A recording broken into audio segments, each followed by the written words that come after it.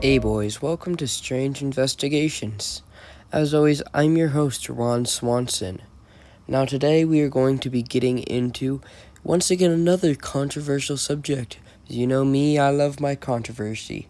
So today we are going to be looking into just how liberalism and LGBT coincide, how liberalism kind of creates a LGBT culture, and it's pretty obvious that the two coincide. So yeah, let's get right on into it. Now, if you are wondering, the evidence definitely indicates there's some kind of correlation between LGBT population and liberal population in states. When you have more liberal states, there has a very high tendency for there to be a higher LGBTQ population. Now, obviously, many will point out that correlation does not equal causation.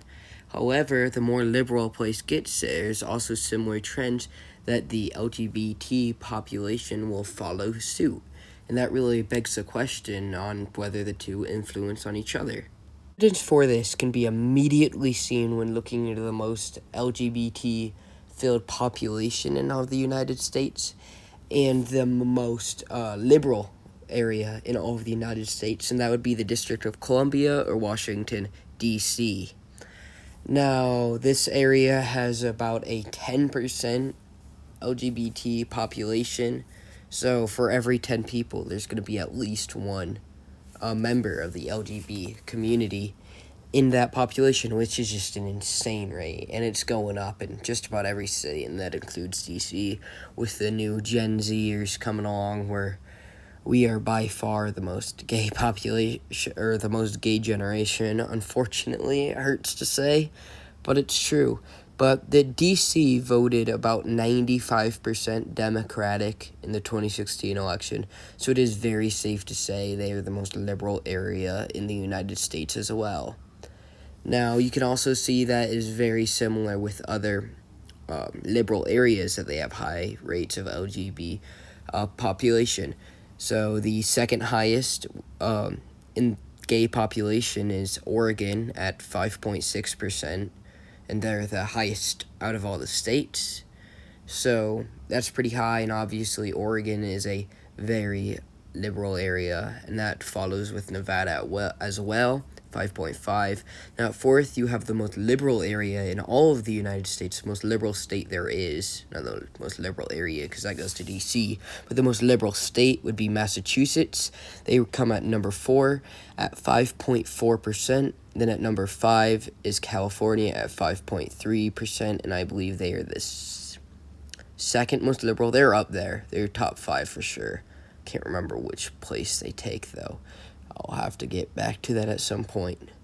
But yeah, so there's definitely a very high correlation in LGBT population and how liberal an area is. If you have a more liberal area, it's more likely that the area will have more LGBT representation, and that's just obvious a correlation. And while some may argue that's not causation, the opposite can also be true with conservative areas, as they have a lot of the lower ends of LGBT population. Now, on the opposite end of the spectrum, that is actually giving our society some hope, we have the conservative states. Now, the most conservative state in the country is Mississippi, with 50% of its population considering themselves to be conservative. They have the 14th least amount of LGBT population. The second would be Bama, with 46% conservative. They are at 5th least LGBT population. And this is all by percentage, by the way. So this is all per 100,000. Wyoming, we have at 46% conservative. And then they have 6th least LGBT population. Then you have West Virginia at 45% conservative, with the 20th most LGBT population. So they are a little bit of an outlier here. So what can be assumed from this would be more than likely a lot more of their independent people who consider themselves to be independent, they're not either conservative or liberal, are more on the leaning towards the liberal end. That is what I take from that data, but I can't be guaranteed. But it's still not super high on LGBT population per state. Then on South Dakota, we are at 44% conservative. They have the fourth least amount of LGBT population. Then the state with the least amount of LGBT population would be Idaho. They have very little per 100 or per 100,000. Then Idaho is at 40% conservative, putting them at the 14th most conservative state, which isn't that super high, which is kind of unsuspecting compared to this other data, which can also be assumed more than likely its independents are leaning more conservative in Idaho. However, that can't be a guarantee, so it's still pretty conservative area, though. So we can see that the base Chad conservatives are not very gay. Wow, who's shocked? I'm not. Base Chad conservatives knows what's up? Wow, crazy. That's a real hot take, huh? No, it's not. So now I'm sure many of you are asking yourself, why are these liberal areas so much more likely to be aligned with LGBT or in general and more likely to have a higher LGBT population in their own population? And I have come to the conclusion it's because that liberalism is a rejection of God, and what's one of the most utmost forms of rejecting God is just rejecting his word. And a way of rejecting his word and the way he made us and the way he wanted us to be is being part of the LGBT community.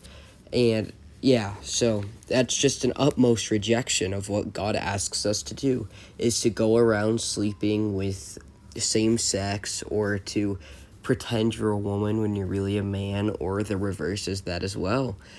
And this can be seen when conservatives are 85% Christian still to this day. Well, Christianity is unfortunately going down slightly, but conservatives are still holding it up. These Chad conservatives, and a lot of conservatives are also still religious, even the ones that aren't Christian specifically. So they still have at least some religious value, which have some religious value in most cases is still better than atheism, because everybody has to worship something. And what atheists tend to do, not in all cases, it's not a hate message towards atheism. I don't hate it by any means, but it's not good. Is they go and worship the state, and what the state is promoting right now is LGBT propaganda.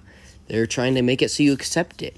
And so with conservatives, you can see only 1% are atheist, another 1% are agnostic, and then 9% are unsure about where they fall religiously, but this means that they have at least some belief in something. They're just unsure where they would put themselves. So then that still leads, so that's only 11% are, at the very least, unsure about religion. That doesn't even mean atheist. That's wild. It's very small percentage. Well, on the contrary, when you look at liberals, about 40% of them identify as atheist, and that's just being atheist in general. That doesn't even include being agnostic or being unsure. Only 40%, so that's a pretty big number. I don't know why I said only. That doesn't fit too well, eh? Because 40% is a massive number, especially compared to conservatives being 85%. So when you look at these liberal areas, these areas are rejections of God. And so you see them performing acts that are rejections of God. So where liberalism comes, you can also see that acts of rejecting God and just acts of degenerating society, these people are the embodiment of a degenerating society, and they are degenerating down with it, and it's so sad to see. It's why we must fight. So liberalism is just bringing this degeneration around with it, and it's really rough, and we just cannot stand for it. We must act as good Christian conservative chads that are red-pilled and just epic, which we are, obviously. We are working to make America great again, make it God's country once again, bring back the theocracy. We're bringing back God's word and getting rid of this degeneracy. And what you can see is liberalism is in fact bringing along with it acts of rejecting God, which one of the most utmost forms of this you can see is the LGBT community. So that's my take on this. I think that there's definitely there's definitely something that can be seen between liberalism and LGBT community. They are definitely combined. They are definitely go side and side. Where liberalism goes, LGBT will eventually follow. As you know, with America, it's just the population is ramping up every single generation. It's nearly doubling. I'll get those stats up on the screen for you while I'm talking through this. But yeah, it's pretty freaking wild. You go back to when liberalism really started in America, not completely started, but really started becoming strong, is around the women's rights act, the women's right marches to get the 19th Amendment about 120 years ago to 140 years ago. That's about when you see that stuff starting to ramp up. Not 140 years ago is definitely a stretch, but 130 at least is when you can start seeing liberalism come. And just a short 100 years later, I believe we're at like 20% of our Generation Z, identifies with LGBT. And that's insanely high. I could be a little off on that. Again, I'll get the statistics up on the screen. I apologize if I am wrong, but I will be providing the statistics either way for you, as you obviously are seeing right now. But yeah, that's my take. So thank you all for listening. It's been a great episode. I love getting into these controversial topics. Great for publicity. You either get people that like you, that want to come and support you, and I love you guys, you base Chad conservatives, or you get people that really hate you, and they're just free views and free comments. So keep the hate coming. I encourage it deeply. So yeah, thank y'all. Have a great rest of your day, night, whenever you're listening to this. God bless y'all. I'm praying for the country, and that includes you guys. So I wish y'all the best life, really, the best rest of your day. And now I'm rambling, so I'm gonna have to cut this off. See y'all in the next one. Peace out.